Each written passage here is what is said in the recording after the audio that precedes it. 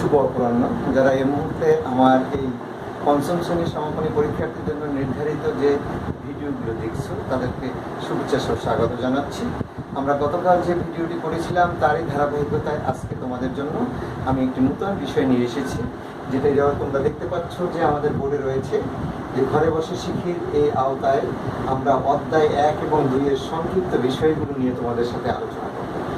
আজকে আমাদের মূলত বিষয়টা ছিল সংক্ষিপ্তের অধ্যায় 1 এবং 2 এর সংক্ষিপ্ত, যেটা গতকাল আমরা বলেছিলাম তোমাদেরকে যে আমরা 11টি যে প্রশ্ন পাবো সেই 11টি প্রশ্নের মধ্যে 1 নম্বরের প্রশ্ন থাকবে 20টি সংক্ষিপ্ত প্রশ্নোত্তর।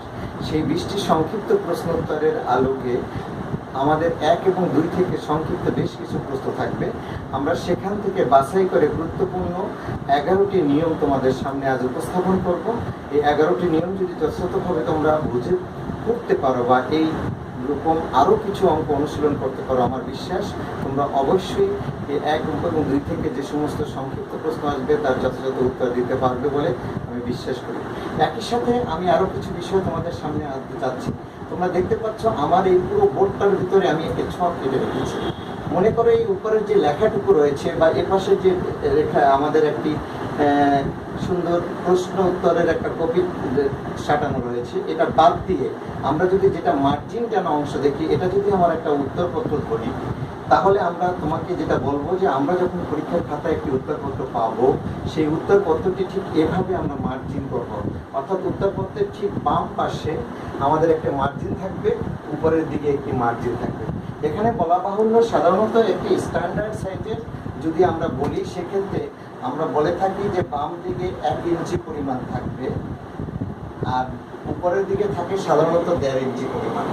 কিন্তু আমরা জানি এবং আমরা বুঝি যে তোমরা একেবারেই কচি কোমল 10-11 বছরের শিক্ষার্থীদেরকে আমরা এখানে মূল্যায়ন করতে যাচ্ছি।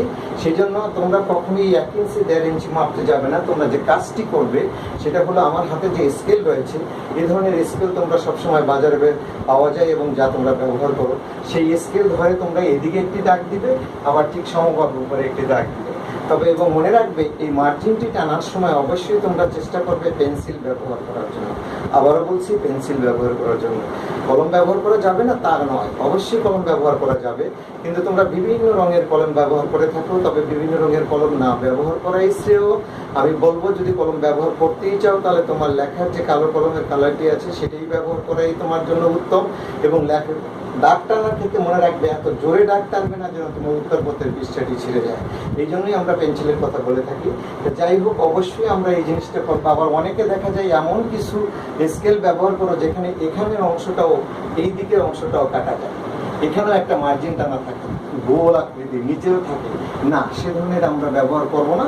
মনে রাখতে হবে শুধু বাম পাশে এবং উপরের অংশটিকেই শুধু আমরা মার্জিনের জন্য ব্যবহার করব। এবং এই যে বাম পাশের যে অংশটা রয়েছে আমাদের, এই অংশ দুইটি যেটা, এই অংশটা শুধুমাত্র কিন্তু পরীক্ষকের জন্য, এটাও পরীক্ষকের জন্য, এটাও পরীক্ষকের জন্য। তোমার লেখার অংশটা থাকবে সম্পূর্ণ এই ভিতরে, তুমি কখনোই এই মার্জিনের ভিতরে কোনো কিছু লিখবে না। এটা শুধুমাত্র পরীক্ষকের জন্য। পরীক্ষক তার নির্ধারিত কাজ এখানে করবে, অথবা তোমাকে যে নম্বর প্রদান করার কথা সেখানে তোমার নম্বর প্রদান করে। তাহলে এসো, আজকে আমরা আমাদের প্রাথমিক গণিতের পঞ্চম শ্রেণীর 1 অধ্যায়ে রয়েছে গুণ এবং 2 রয়েছে ভাগ। এই গুণ এবং ভাগের ভিতর থেকে আমরা 10-15টির মতো সংক্ষিপ্ত প্রশ্ন নিয়েছি। তোমরা একটু বোর্ডের দিকে মনোযোগ দিয়ে দেখো একটু, এই বোর্ডের অংশটা। এখানে আমরা 15টি সংক্ষিপ্ত প্রশ্ন নিয়েছি। এই 15টি সংক্ষিপ্ত প্রশ্নের আলোকে আজকে আমরা বিস্তারিত বর্ণনা করব। এবং এই 15টি প্রশ্ন যদি তোমরা যথাযথভাবে আত্মস্থ করতে পারো তাহলে আমার বিশ্বাস, তাহলে তুমি অবশ্যই অন্তত 1 ও 2 থেকে যে কোনো ধরনের প্রশ্ন আসলে আমরা তার জবাব যথাযথভাবে দিতে পারবো বলে আমি মনে প্রাণে বিশ্বাস করি। তাহলে এসো আমরা একটু করি। প্রথমত হলো, আমরা যখন একটি সমাপনী পরীক্ষার প্রশ্ন পাবো তখন আমরা যে কাজটি করি, যদি 1 নং প্রশ্নের উত্তর লিখি, অনেকে 1 নং সমস্যার সমাধান লেখে, কেউ লেখে 1 নং প্রশ্নের উত্তর। যেভাবেই আমরা লিখি না কেন, আমরা ধরে নিলাম, আমরা লিখলাম যে 1 নং প্রশ্নের উত্তর, এই কথাটা লিখলাম। লেখার পরে আমরা এটার নিচে একটি আন্ডারলাইন করব, এইটুকু যথেষ্ট। এখানে আলাদা কোনো কলম ব্যবহার করতে হবে এমন কোনো বাধ্যবাধকতা নাই। তবে আমাদের যে কালো কলম আছে সেটা ব্যবহার করে একটি আন্ডারলাইন করলেও যথেষ্ট। এখন প্রশ্নগুলো 1 নং প্রশ্নের আলোকে আবার কিন্তু 1 থেকে 20 পর্যন্ত নম্বরিং করে তোমাকে 20টি প্রশ্নের জবাব প্রশ্ন দেওয়া থাকে। তাহলে সেই প্রশ্নগুলোর উত্তর আমরা কি করে সন্নিবেশিত করব? প্রথমত বলবো, তোমরা অনেকে এই 1 2 এখানে লেখো, আবার এভাবে 2 লেখো, এখানে 3 লেখো, এভাবেও করা যাবে না তা নয়। তবে যদি আমি বলি সংক্ষিপ্ত প্রশ্নের ক্ষেত্রে সবচেয়ে সুন্দর হয় যদি তুমি 1 2 3 এই কথাগুলো এই মাঝখানে না লিখে তুমি যদি এখানে লেখো, যেমন এখানে তুমি লিখলে 1, লিখে তুমি এমন একটা টান দিলে, তারপর 2 লিখলে, তারপর 3 লিখলে, এভাবে যদি তুমি অঙ্কগুলো সাজিয়ে যাও নাম্বারিং করে, তারপর যদি তার উত্তরগুলো লেখো, তাহলে তোমার পূর্ণ নম্বর পাবে এবং একটু দেখতেও ভালো লাগবে। তবে কতগুলো কথা মনে রাখতে হবে, আমি যখন 1 লিখব ঠিক 1 সাথে সাথে লাগিয়েই আমি উত্তরটা শুরু না করি, একটু ফাঁকা রেখে আমি উত্তরটা লেখা শুরু করব, তাহলে সেটা পরীক্ষকের জন্য দেখতে আরও বেশি ভালো লাগবে এবং তার কাছে বোধগম্য হবে উত্তরটা। তাহলে এখন আসে যাক যে সংক্ষিপ্ত প্রশ্ন উত্তর আমরা কি করে লিখব। তোমাদেরকে আবারও বলছি, আমাদের 1 নম্বর প্রশ্নের উত্তরের ক্ষেত্রে আমরা শুধুমাত্র তোমাদের কাছে উত্তরটুকু চাইব। এখানে তোমাকে কোনো অঙ্ক করে দেখাতে হবে না। তবে হ্যাঁ, যেহেতু তোমাদের বয়স একেবারেই 10-11 বছরের শিক্ষার্থীদেরকে আমরা মূল্যায়ন করছি, এই কোচিং কোমল শিক্ষার্থীদের জন্য তোমরা যদি মনে করো যে আমার এমন কিছু সমস্যা রয়েছে যেটা আমাকে গুণ করে দেখতে হবে, যেটাকে আমাকে ভাগ করে দেখতে হবে বা যোগ করে দেখতে হবে, তাহলে অবশ্যই সেটা তোমরা করতে পারবে। এখন প্রশ্ন হলো যে স্যার এটা কোথায় করব? আমি কি আমার এই অঙ্কের পাশেই করব না আলাদা একটা পেজে করব? হ্যাঁ, তবে সবচেয়ে ভালো হয় তুমি যেহেতু এখানে পড়ছো, এটার পাশেই যদি তুমি করো তাহলে সেটাই তোমার জন্য ভালো। সাথে সাথে উত্তরটা তুমি এখানে লিখতে পারো। যদি দেখো তুমি আলাদা একটা পৃষ্ঠায় লিখেছো, তাহলে সেই পৃষ্ঠায় লেখার পর সেইটা দেখে আবার এখানে আসতে আসতে তোমার হয়তো 1-2টা ভুল হয়ে যেতে পারে। আমরা সেই ভুলটা চাচ্ছি না। আরেকটি ব্যাপার হলো, পরীক্ষা একটি নির্দিষ্ট সময় থাকে, সেই সময় বন্টনটাও সুষমভাবে হোক, এটাই হলো আমাদের প্রত্যাশার জায়গা। আর সেজন্যই আমরা বলছি, যেখানে উত্তর যদি রাগ করতেই হয় তাহলে তুমি তার ডান পাশে রাগ করো। তাহলে আমরা এখন একটু ধারাবাহিকভাবে যাই। আমি যে কাজটি করব, উত্তরটি লিখবো, একই সাথে আমি এখানে চেষ্টা করব তার কিছু বর্ণনা দেওয়ার জন্য।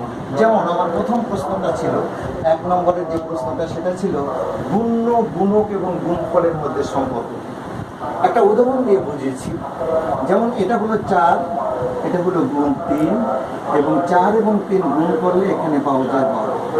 এই 4কে বলা হয় মূলত আমাদের গুণ্য, এটা হলো আমাদের গুণ্য। আর এই 3 যেটা, এটাকে বলা হয় গুণক। এই গুণ্যর সাথে যখন গুণ করব তখন এটা হয় আমাদের এই যে 12 যেটা আমরা পেলাম, এটা হলো আমাদের গুণফল। ঠিক আছে? তাহলে এই যে গুণনের সাথে গুণ করে আমরা যেটা পেলাম এইটাকে বলা হয় গুণফল। আর এটাই হলো মূলত গুণফলের একটি সম্পর্ক। ঠিক আছে বিষয়টা? তাহলে গুণফলের এটাই হলো একটি সম্পর্ক।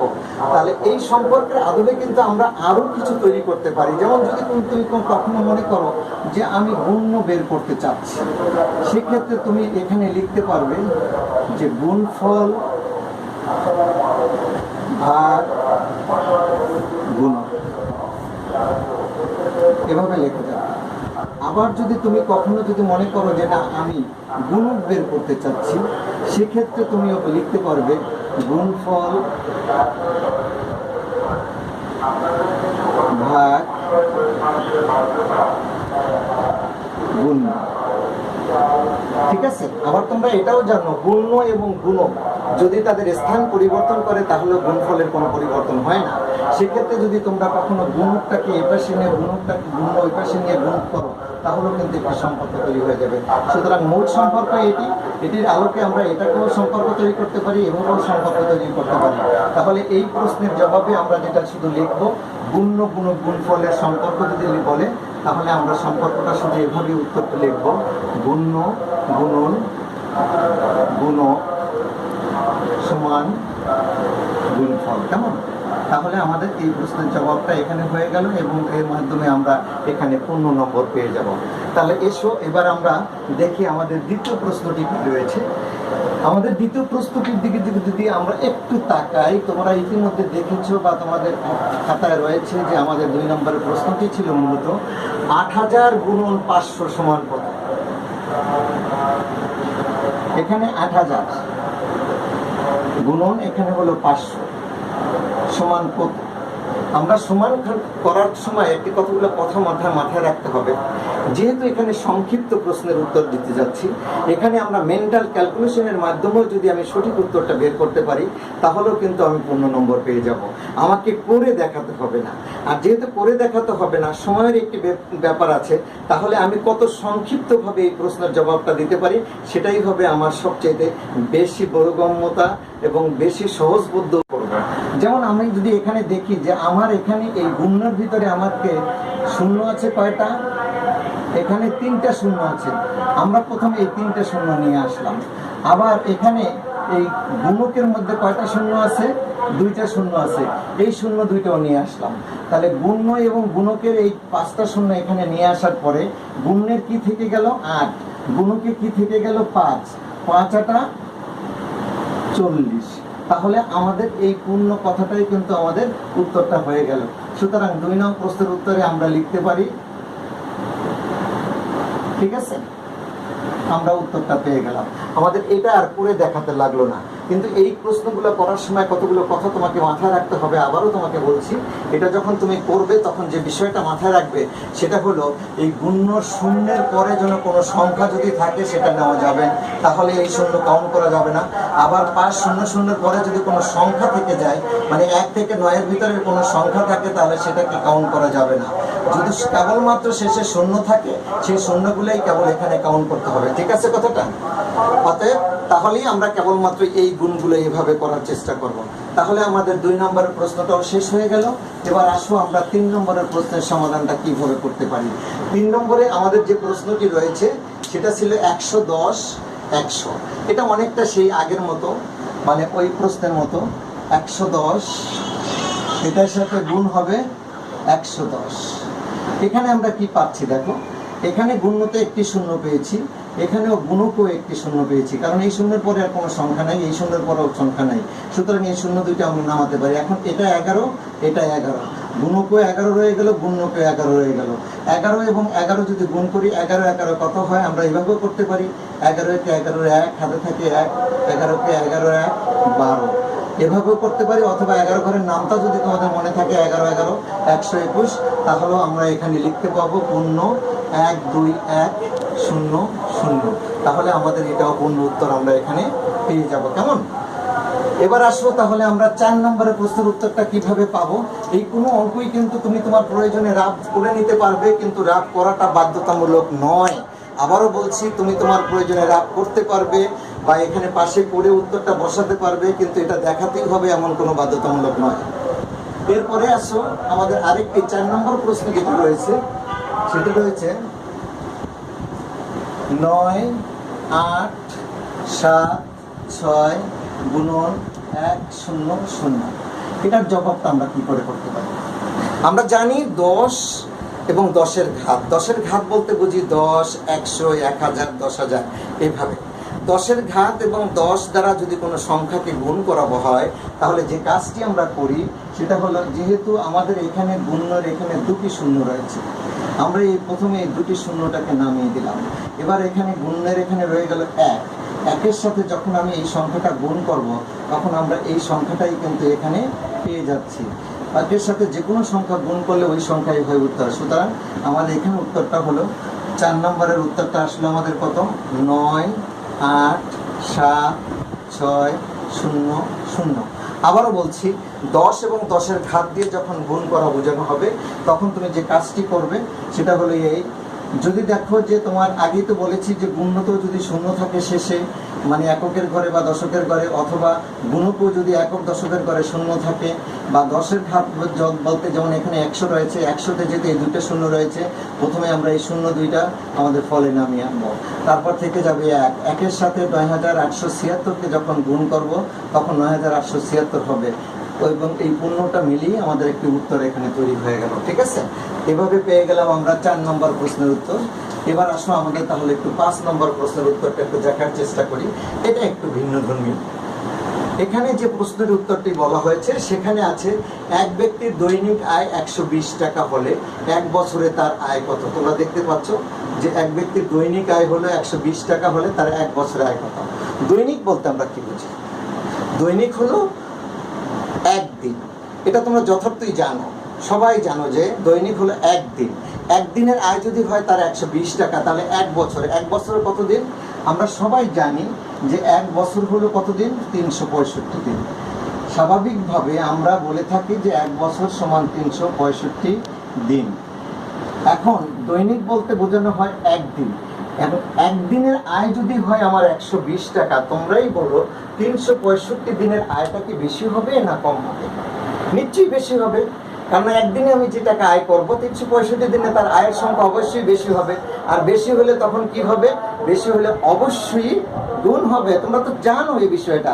সুতরাং আমরা এখানে গুণ করব। তাহলে এই গুণটা একটু আমি দেখিয়ে দেবো, কারণ আমাদের গুণের ক্ষেত্রে কিছু সমস্যা এখানে মাঝে মাঝেই কিন্তু আমরা দেখি যে কিছু সমস্যা আমাদের হয়ে যায়, যে আমরা কি এখানে কোন চিহ্ন ব্যবহার করবো। যেমন দেখো, তাহলে আমাদের 365 আর এখানে হলো 120 গুণ করতেছি। কেমন? আমি আগেই বলছি গুণ্য এবং গুণকের মধ্যে যদি স্থান পরিবর্তন করা হয় গুণফলের পরিবর্তন হয় না। এই জন্য আমরা যখন এই ধরনের গুণ করব তখন মনে রাখবা যে সংখ্যায় বেশি যেটা বা যেটা সংখ্যা বড় সেগুলো সাধারণত আমরা গুণ্য নেব, আর গুণকে সাধারণত ছোট সংখ্যা নেব, তাহলে আমাদের গুণ করতে সহজ হবে।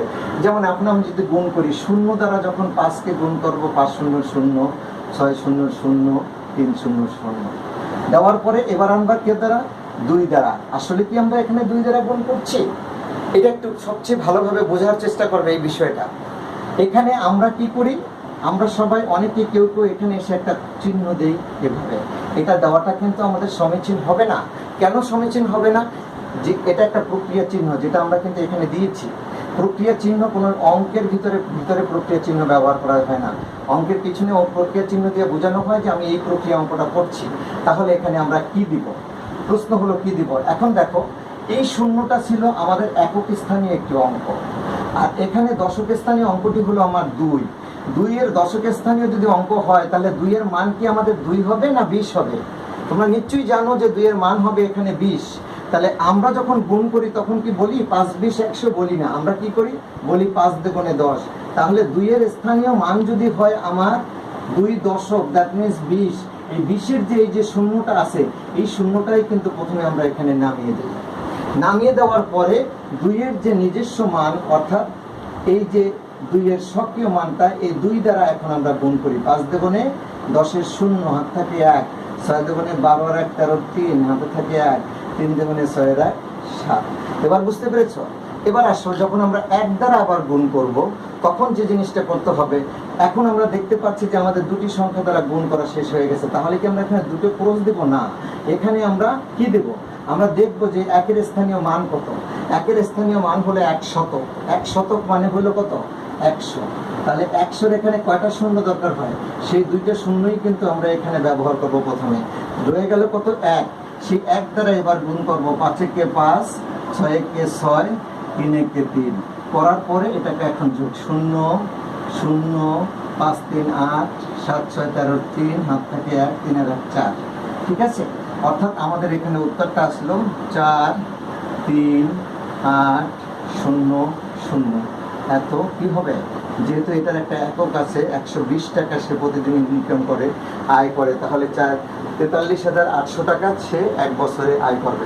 আমরা কি এই গুণটা বুঝতে পেরেছি সবাই? তোমরা নিশ্চয়ই এখানে দেখতে পেয়েছো যে আমরা কি করে এটাকে করেছি। আমি কিন্তু আবারও একটু বলে দিচ্ছি, সরি। যখন আমরা 2 দিয়ে গুণ করব তখন এই জিনিসটা মাথায় রাখবে, আমরা 2 দিয়ে গুণ করছি না, কারণ এই 2 এর স্থানীয় মান হলো আমাদের 20। 20-এর শূন্যটাই কিন্তু আমরা এখানে নামিয়ে দিয়েছি, পরে 2 দিয়ে শুধুমাত্র গুণ করেছি।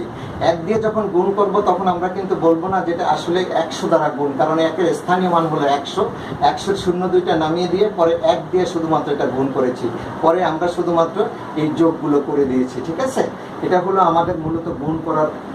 অবশ্যই এই নিয়মে আমরা গুণটা শিখবো, তাহলে আমাদের আর গুণে কখনো ভুল হবে না। তাহলে আমরা নিশ্চয়ই এই অংশটাও বুঝতে পেরেছি। এভাবেই আমরা এর উত্তরটা বের করার চেষ্টা করব। এবার আসো আমরা তারপরের অংশে চলে যাই। 5 নম্বরের অঙ্কটা দেখার পরে এরপরে আমাদের যেটা রয়েছে সেটা হলো 6 নং প্রশ্নের উত্তর। তাহলে 6 নম্বরে কি আছে আমাদের? 6 নম্বরে আছে রানার টাকা মলির টাকার 4 গুণ। মলির নিকট 20 টাকা থাকলে রানার নিকট কত টাকা আছে? দেখো একটু খেয়াল করে, রানার মলির আছে কত টাকা? প্রশ্নটা প্রথমে করতে হবে রানার টাকা মলির টাকার 4 গুণ। তাহলে মলির নিকট 20 টাকা, তাহলে মলির আছে কত? 20 টাকা। আর রানার টাকা কি 4 গুণ কি বেশি, যেহেতু বলছে রানার টাকা মলির টাকার 4 গুণ, তার মানে 4 গুণ মলির টাকার সাথে যদি আমি 4 গুণ করি তাহলে কার টাকা পাবো? রানার টাকা পাবো। মলির যেহেতু ছিল 20 টাকা, যেহেতু রানার টাকা বলছে 4 গুণ, গুণ চিহ্ন দিয়ে আমি 4 লিখেছি, সুতরাং কত হবে? এই শূন্যটা নামিয়ে দিয়ে 4 দ্বিগুণে 8। সুতরাং আমরা এখানে বলতে পারি যে রানার, এখানে লিখবা রানার 80 টাকা আছে।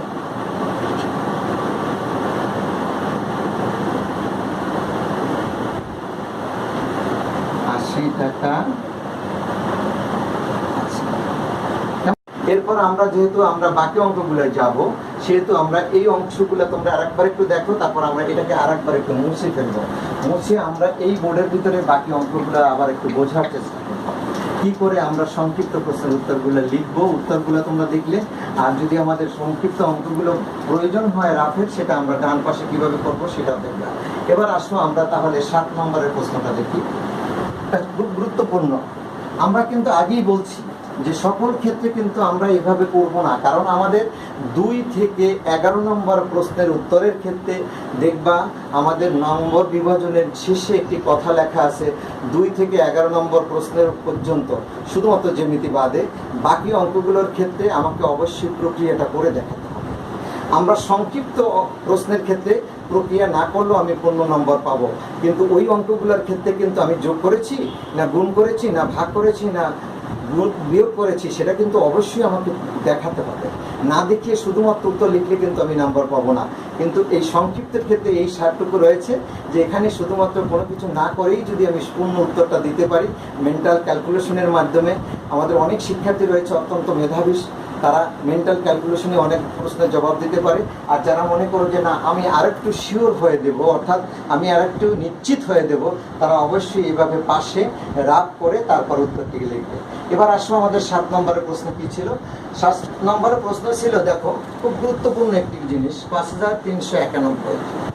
এইটাকে ভাগ করতে বলছে এই সংখ্যাটাকে 100 দ্বারা। প্রশ্ন হলো এটাকে যদি আমাকে বলতো যে 2 থেকে 11-এর কোনো অঙ্ক করতে, তাহলে আমি এটাকে অবশ্যই পরিপূর্ণ একটি ভাগ করে দেখাতাম। কিন্তু যেহেতু এটাকে আমাকে সংক্ষিপ্ত উত্তর এবং অতি অল্প সময়ে কি করে আমি পূর্ণ নম্বরটা পাবো, এবং এখানে আমাকে বের করতে বলছে কি ভাগশেষ, তখন আমরা দেখবো এই 1-এর ডানে, অর্থাৎ এটা ছিল আমাদের ভাজক, এই ভাজকে 1-এর ডানে কয়টা শূন্য আছে? 2টে শূন্য। সুতরাং আমরা এই ভাজ্যেরও একক দশক, অর্থাৎ এখান থেকে আমার এই বাম দিক থেকে ডান দিক থেকে আস্তে আস্তে বামের দিকে একক দশক 2 ঘর পরে দিয়ে তুমি এখানে একটা দাগ টানো। এখানে যেহেতু 1-এর ডানে 2টা শূন্য, তুমিও এই দিক থেকে 2টা ঘরে পরে এখানে দাগ টানো। দাগ টানার পরে এটা 2টি অংশে ভাগ করে ফেলো। এটা একটা অংশ আর এটা আবার একটা আলাদা অংশ। এখন দেখো এই যে অংশটা, এটা হলো আসলে আমার ভাগফল, আর এই যে এখানে আমি 91 পেয়েছি, এটা হলো আমাদের মূলত ভাগশেষ। এটা হলো সংক্ষেপে যখন আমরা সংক্ষিপ্ত উত্তরে আমরা প্রশ্নটা করতে যাব, তখন এইভাবে আমরা ভাগটা সম্পন্ন করব। মনে রাখতে হবে, আবারও বলছি, এগুলো কিন্তু শুধুমাত্র 10, 100, 1000, 10,000 দ্বারা ভাগ করার ক্ষেত্রেই কিন্তু আমরা এই নিয়মটা প্রয়োগ করতে পারবো, এবং কেবলমাত্র সংক্ষিপ্ত প্রশ্ন উত্তরের ক্ষেত্রে অতি সহজে অল্প সময়ে যাতে এটার আমরা উত্তরটা পেয়ে যাই সেজন্যই ব্যবহার করব। অন্য ক্ষেত্রে কিন্তু আমরা এই নিয়মটা ব্যবহার করব না, সেক্ষেত্রে আমরা পরিপূর্ণভাবে ভাগটা করব। আবারও বলছি, 1-এর ডানে যেহেতু 2টো শূন্য রয়েছে, আমরা আমাদের ভাজ্য থেকে একক এবং দশকের এখান থেকে 2 ঘর পিছনে চলে যাব। এই 2 ঘর পিছনে গেলে এই যে অংশটা থাকবে এটা হলো আমার ভাগশেষ, আর এর আগের যে অংশটা থাকবে এটা হলো আমাদের ভাগফল। সুতরাং যেহেতু এখানে আমাকে বলছে ভাগশেষ কত, আমরা এখানে লিখব ভাগশেষ 91। ঠিক আছে, এখানে আমাদের উত্তর, এখানে এটা শেষ হয়ে গেল। এবার আসো তাহলে আমরা 8 নম্বরের প্রশ্নের একটু জবাবটা দেওয়ার চেষ্টা করি। কি করে আমরা 8 নম্বরের প্রশ্নে যাব? 8 নম্বরে আছে ভাজ্য দেওয়া আছে তোমার 25,000 এবং ভাজক দেওয়া আছে তোমাকে 100। ঠিক আছে, এখন এই অঙ্কটি আমি কিভাবে করব? তোমাকে যদি আগের মতোই আমরা হিসাব করে বলি এবং এখানে বলছে তোমাকে সেক্ষেত্রে ভাগফল কত হবে, আমি যেভাবে আগে বলছিলাম, যেহেতু আমার ভাজকে 1-এর ডানে কয়টা শূন্য আছে? 2টি শূন্য। সুতরাং আমিও এই দিক থেকে 2টি শূন্য বাদ দেখি, বাদ দিলে এই 2টা শূন্য ছিল আমার ভাগশেষ, আর এই যে এপাশের অংশটা এটা ছিল আমার কি? ভাজক। সুতরাং এটা হয়ে যাচ্ছে আমার এটা হয়ে যাচ্ছে আমার ভাগফল, আর যেটা এটা হচ্ছে আমার ভাগশেষ। যেহেতু ভাগশেষ শূন্য, অর্থাৎ ভাগশেষ লেখারও দরকার নাই, আমার উত্তরে চাইও নাই, সুতরাং আমি এটা লিখবো না। সুতরাং আমার এখানে ভাগফল হলো 250। এটা হলো, আবারও বলছি, এটা শুধুমাত্র সংক্ষিপ্ত উত্তরের ক্ষেত্রে আমরা শুধুমাত্র এই নিয়মটা ব্যবহার করব, যাতে অতি অল্প সময়ে আমি আমার সঠিক উত্তরটা পেতে পারি। কেমন?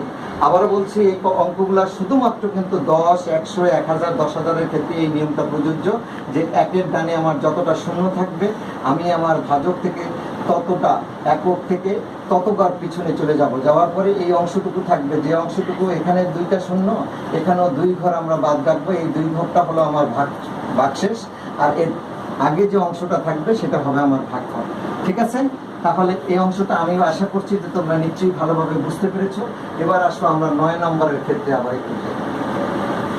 9 নম্বরে একটি কথা বলছে, নিঃশেষে বিভাজ্যের ক্ষেত্রে ভাজক নির্ণয়ের সূত্রটা কি?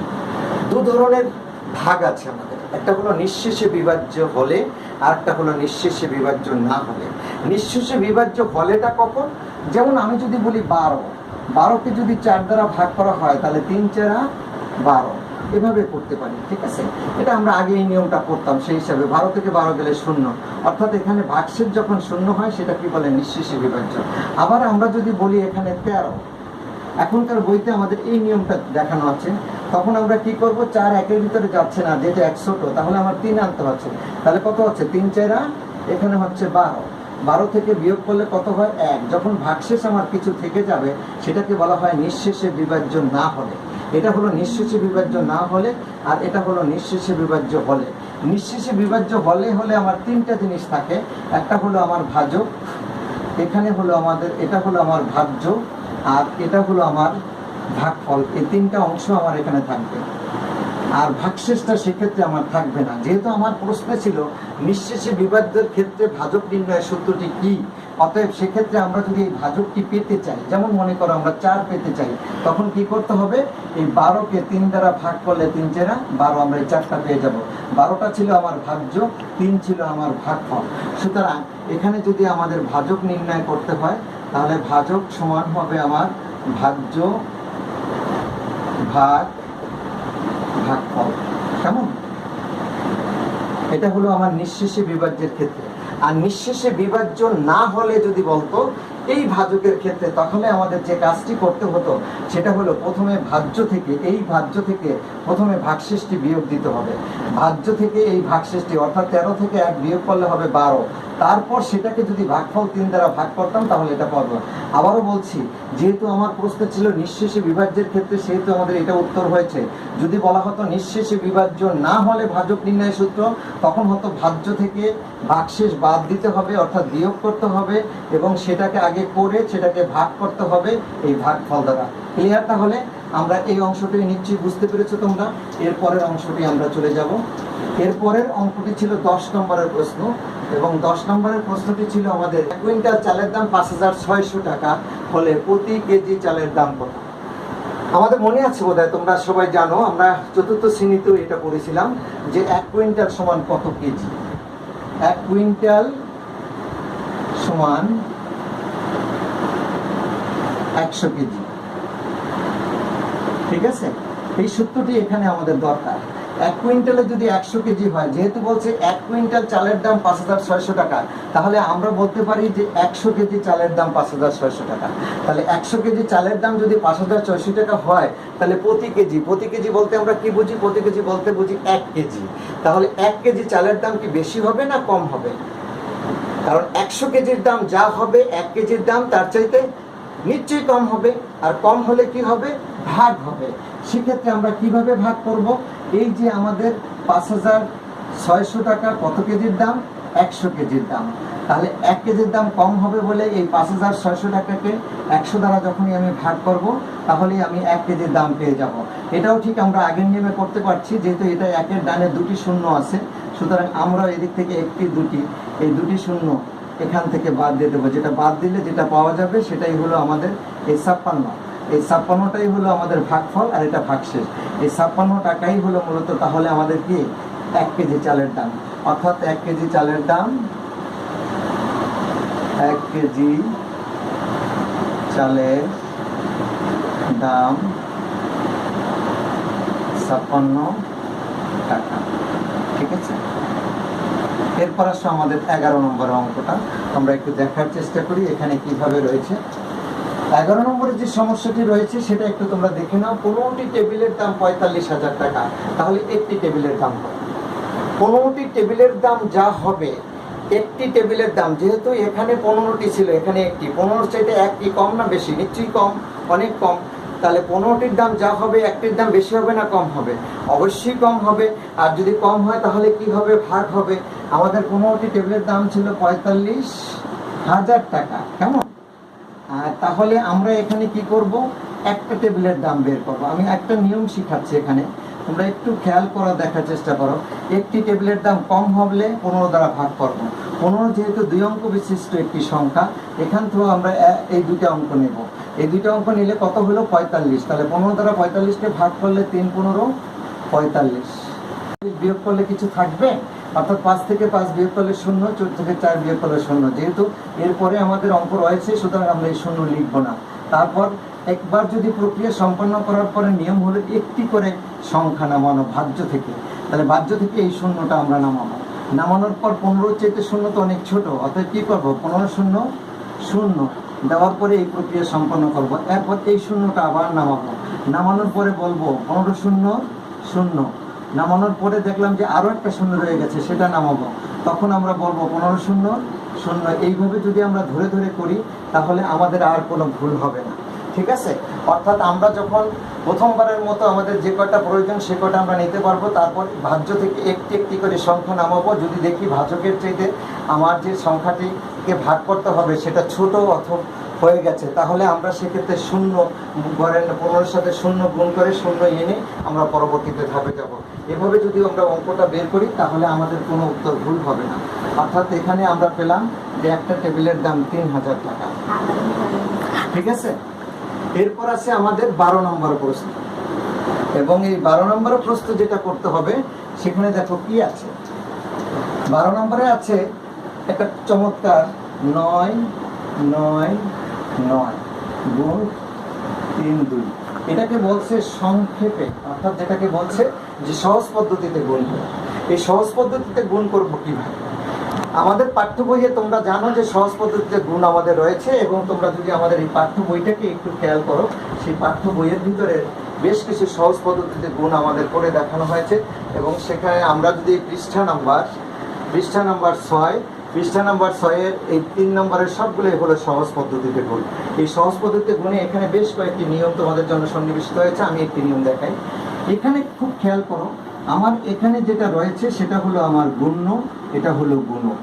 গুণকটা আমার এমন একটি সংখ্যা 32, যেটার সাথে আমার 10 বা 10-এর ঘাতের কোনো সম্পর্ক অনেক দূরের। কিন্তু 999-কে আমরা 10 বা 10-এর কাছাকাছির একটি সংখ্যা। অর্থাৎ আমি যদি এখানে 1000 লিখি, তাহলে 999 থেকে কি 1000 থেকে কি করলে আমরা 999 পাই? যদি এখান থেকে 1 বিয়োগ করে দেই তাহলে কি 999 পাওয়া যায় না? কেন 1000 নিলাম? আমি তো অন্যভাবেও নিতে পারতাম, 900 যোগ 99 বা 990 যোগ 9, সেটা না নিয়ে 1000 নিলাম কেন? কারণ তোমরা জানো 10 বা 10-এর ঘাতে যদি কোনো কাজ করা হয় সেক্ষেত্রে গুণ এবং ভাগ করা খুব সহজ হয়ে যায়, যোগ করা গুণ করা খুব সহজ হয়। সেক্ষেত্রে আমরা কি করি, 1000 থেকে 1 বিয়োগ করলে 999 হয়, তার সাথে আমরা গুণ করব, তখন আমাদের এই গুণ। কিভাবে? প্রথমে যেটা হবে সেটা হলো এই ব্র্যাকেটটা দেওয়ার উদ্দেশ্য হলো এইটা যে এই আমাকে কিন্তু বলছেন 999 সাথে 32 গুণ। আমি যদি এই ব্র্যাকেট চিহ্নটা না দিতাম, প্রথম ব্র্যাকেট বা প্রথম বন্ধনী, তাহলে 32-এর সাথে আমার 1 গুণ বোঝানো, কিন্তু 1000 সাথে গুণ বোঝাতো না। অতএব অবশ্যই তোমাকে প্রথম বন্ধনীটা দিতে হবে। যেটা করতে হবে সেটা হলো এই 1000-এর সাথে প্রথমে আমাকে এই 32 গুণ করতে হবে, গুণ করে তার থেকে আবার এই 1-এর সাথেও আবার 32 গুণ করতে হবে। অর্থাৎ এই ব্র্যাকেট দেওয়ার উদ্দেশ্য হলে ব্র্যাকেটটা এটার সাথেও গুণ, এটার সাথেও গুণ করার পরে মাঝখানে যেহেতু বিয়োগ আছে, আমরা বিয়োগ চিহ্নটা দিব। এখন আমাদের সহজ, কারণ আমরা জানি যে এখানে আমাদের আছে 32, এখানে আছে 1। যেহেতু আমাদের এখানে গুণ্যতে 3টা শূন্য আছে, যার পরে আর কোনো সংখ্যা নাই, শূন্য 3টা আমরা নামিয়ে দিলাম। 32-এর সাথে 1 গুণ করলে বা 1 দ্বারা যদি পড়ি 2 1 2, 3 1 3, সংক্ষেপে গুণ হয়ে গেল, বিয়োগ হয়ে গেল এখানে 32। এবার আমরা বিয়োগ করলেই আমরা ফলটা পেয়ে যাব। 2 আছে কত হলো 10 হবে, 8 হাতে থাকে 1, 3 1 4 আছে কত 10 হবে, 6 হাতে থাকে 1, 1 আছে তো 10 হবে, 9 হাতে থাকে 1 আছে তো 2 হবে, 1 3। ঠিক আছে? অর্থাৎ আমরা যদি এটার দিকে একটু খেয়াল করি তাহলে তোমরা কিন্তু আবারও দেখতে পাবে যে আমরা কত পেলাম, 31,968। এটা হলো আমাদের সহজ পদ্ধতিতে একটি গুণের নিয়ম। সেক্ষেত্রে অবশ্যই গুণ্য অথবা গুণকের একটি সংখ্যা থাকবে 10 এবং 10-এর ঘাতের কাছাকাছি, সেটাকে আমরা যোগ অথবা বিয়োগের মাধ্যমে 10-এর ঘাতের দিকে প্রকাশ করব, এবং সেটাকে আমরা গুণের যে বাকি সংখ্যাটা উভয়টার সাথে গুণ করে যোগ অথবা বিয়োগ করলেই আমরা সহজ পদ্ধতিতে গুণ করতে পারবো। তাহলে নিশ্চয়ই তোমরা এই বিষয়টাও বুঝতে পেরেছো। এর পরের অংশটায় আমরা চলে যাই। এরপরে হলো আমাদের 13 নম্বর। 13 নম্বরের প্রশ্নটা আসার আগে আমরা উপরের অংশটুকু আরেকটু মুছতে হবে, যেহেতু আমাদের এখানে জায়গার কিছুটা স্বল্পতা রয়েছে। সুতরাং আমরা আবারও চলে যাচ্ছি এখানে 13তে উপরে। এখানে বলছে ভাগশেষ না, একজন লোক প্রতি মাসে 850 টাকা সঞ্চয় করেন, কততম মাসে তার সঞ্চিত টাকা 50,000 অতিক্রম করবে? 1 মাসের সঞ্চয় বা জমা করেন হলো 850 টাকা। তাহলে যদি আমাকে 50,000 টাকা সঞ্চয় করতে হয়, তাহলে আমাদের মাসের সংখ্যা নিশ্চয়ই কি লাগবে? অবশ্যই বেশি হবে। কিন্তু বেশি হলো, এই বেশির জন্য কিন্তু আমরা গুণ করতে পারবো না। 850 টাকা সঞ্চয় করে সে 1 মাসে, অতএব 1 টাকা সঞ্চয় করতে হলে তার কম লাগবে। আবার যদি এই 50,000 টাকা হবে, সেক্ষেত্রে আমাদের কি করতে হবে, এই 850 টাকা, এটা যেহেতু 1 মাসের সঞ্চয়, কিন্তু আমাকে জমা করতে হচ্ছে কত, 50,000। কততম মাসে দিয়ে তার এই 50,000 টাকা জমা হবে আমরা একটু দেখার চেষ্টা করব। প্রথমে দেখো এখানে আমাদের 1 2 3 অঙ্ক বিশিষ্ট সংখ্যা, এখানেও আমরা 3 অঙ্ক বিশিষ্ট একটি সংখ্যা নিলাম। নেওয়ার পরে দেখলাম যে এটা 850, এটা হলো 500। যেহেতু 500টা 850-এর চেয়ে ছোট, সুতরাং আমরা ভাগ করতে পারছি না। তাহলে আমরা তারপরের সংখ্যাটা নেব। এ পর্যন্ত যদি আমরা নিতে যাই তাহলে কত হবে, 4 অঙ্ক পর্যন্ত নিলে এটা হবে আমাদের 5,000। 5,000-এর ভিতরে 8 আমাদের কতবার যায় সেটা আমাকে দেখতে হবে। যদি আমি 8 দিয়ে, তাহলে আমরা একটু দেখি, আমরা 6 8 48 হইলে আবার 6 50-এ 300 হয়ে গেলে বেশি হয়ে যাবে। সুতরাং আমরা 6 বার না দিয়ে 5 বার দেবো। তাহলে 5টা কোথায় লিখবে, এখানে, যেহেতু আমরা এ পর্যন্ত নিচ্ছি। 5 0 0, 5 5 25-এর 5 হাতে থাকে 2, 5 8 40-এর 2 42। এবার আমরা বিয়োগ করবো, 0 5 আছে টোটাল 10 হবে 5, হাতে থাকে 1 2 1 3 আছে টোটাল 10 হবে 7, হাতে থাকে 1 4 1 5 5। এবার আমরা কি করব, উপরের যে 0 সেটা নামিয়ে দেব। নামিয়ে দেওয়ার পর আবার 850 দ্বারা আমরা ভাগ করব। আমরা এবার যদি 4 বার নিয়ে যাই, 5 বার নিয়ে যাই, 6 বার নিয়ে যাই, এভাবে ধাপে ধাপে আমরা, যেহেতু এখানে আমাদের 7,500 আছে, তাহলে আমরা কতবার যেতে পারি আমরা একটু খেয়াল করি। আমরা যদি 9 বার দেই 8 নং 72 হবে, কিন্তু 9 দিয়ে 50 যদি দেই আবার, তাহলে 450 হয়ে গেলে বেশি হয়ে যাবে। তাহলে আমরা একটু 8 বার দিয়ে দেখি। 8 0 0, 5 8 40-এর 0, হাত থাকে 4, 8 8 64 আর 4 68। তাহলে কত হলো, 0 0, 8 15 হবে 7, হাত থাকে 1 6 1 7, পিছনের দরকার নাই। তাহলে এখানে 58তম মাস যাওয়ার পরও কিন্তু আমার 50,000 হইতে 700 টাকা অবশিষ্ট থাকে। কিন্তু আমাকে যেহেতু বলছে সঞ্চিত বা সঞ্চয়টা আমার 50,000 হতে হবে, তখন কি করতে হবে? তাহলে আমরা যখন ক্রমবছর সংখ্যায় এই অন্তরগুলো বের করতে বলবে, তখন এই ভাগফলের সাথে 1 যোগ করে বলতে হবে 59তম মাসে তার সঞ্চয় 50,000 টাকা হবে। বুঝাতে পেরেছি? যখনই দেখবা ক্রমবাচক সংখ্যায় আমাদের এই উত্তরগুলো রেজাল্ট চেয়েছে বা উত্তরগুলো চেয়েছে, তখনই মনে রাখবা যদি আমাদের ভাগশেষ থেকে যায় তাহলে ভাগফল যা হবে তার সাথে 1 যোগ করে আমাদের মাসটা বের করতে হবে বা পরিমাণটা আমাদের উত্তরটা বের করতে হবে। সুতরাং এর উত্তরটা হবে 59তম মাসে। ঠিক আছে? এখন 59তম মাসে যে হয়তো বা তার একটু বেশিও হতে পারে, কিন্তু আমাদের 50,000 টাকা পূর্ণ হবে, এটাই হলো আমাদের নিশ্চিত। এরপর আসো আমাদের 14 নম্বরের সমস্যাটা। 14 নম্বরের সমস্যাটা একটু আমরা বোঝার চেষ্টা করব। সেক্ষেত্রে ভাগশেষ ও ভাজকের মধ্যে সম্পর্ক কি? আচ্ছা, আমি একটি কথা বলি। যেমন মনে করো আমরা 13কে ভাগ করেছি, 13কে ভাগ করেছি আমরা 5 দ্বারা। সেক্ষেত্রে আমরা কি করেছি? 5 দুগুণে 10 লিখেছি। লেখার পরে আমাদের ভাগশেষ কত হলো? 3 হলো। এখন এই 3টা ভাগশেষ, 3 কি ভাজকের চাইতে বড় হয় না ছোট হয়? ভাজকের চাইতে ভাজক 5 বড়, 3 হলো সেক্ষেত্রে ছোট। অথবা যদি ভাগশেষটা আগে লিখি তাহলে ভাজক আমার বড়। অর্থাৎ সবসময় মনে রাখতে হবে ভাজক যদি আমার ভাগ কখনো এই ভাগশেষের চাইতে ছোট হবে না বা সমান হবে না। যদি ভাজক এটা ভাগশেষ যদি কখনো ভাজকের সমান হয় তাহলে আবার ভাগ করা যাবে, অথবা বড় হলে আবার ভাগ করা যাবে। সেক্ষেত্রে ভাগশেষ আবার কমে যাবে। অর্থাৎ কোনো অবস্থাতেই আমাদের ভাগশেষ কোনো অবস্থাতেই ভাজকের চেয়ে বড় হবে না। অর্থাৎ ভাজক আর ভাগশেষের ভিতরে যদি আমাদের সম্পর্ক বলে, তাহলে আমরা যেটা বলবো ভাগশেষ ভাজক অপেক্ষা ছোট, অর্থাৎ ভাগশেষ লেস দ্যান ভাজক, অর্থাৎ ভাজকের চেয়ে ভাগশেষ ছোট। এরপর আসো আমাদের 15 নম্বরের যে অঙ্কটা, সেটা আমরা একটু দেখার চেষ্টা করব। সর্বশেষ আমাদের এখানে গুরুত্বপূর্ণ কিছু বিষয় আমরা ইতিমধ্যে সন্নিবেশিত করেছি।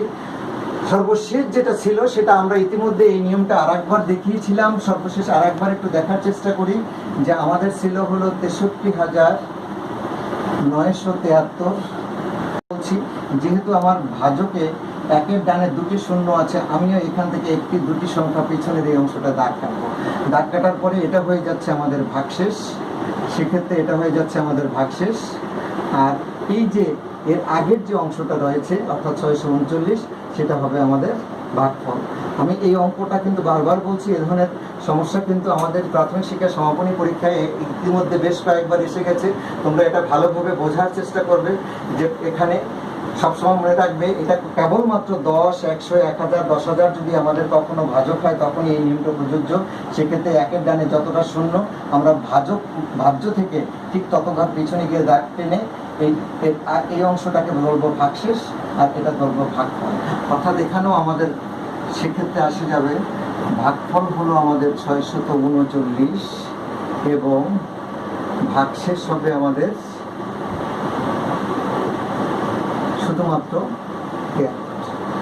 সুপ্রিয় শিক্ষার্থীবৃন্দ, আমরা এতক্ষণ মূলত অধ্যায় 1 এবং 2 এর গুরুত্বপূর্ণ 15টি সংক্ষিপ্ত উত্তর নিয়েছিলাম তোমাদের জন্য, এবং এগুলোর প্রত্যেকটিরই ভিন্ন ভিন্ন কিছু নিয়ম রয়েছে। যে নিয়মটির সাথে যদি আমরা নিজেকে একটু খাপ খেয়ে নিতে পারি অথবা অনুশীলনের মাধ্যমে একটু বুঝে আত্মস্থ করতে পারি, তাহলে যে জিনিসটি হবে এখান থেকে কোনো সংক্ষিপ্ত প্রশ্নোত্তর দিলে তোমাদের কোনো প্রকার ভুল হবে বলে আমি মনে করি না।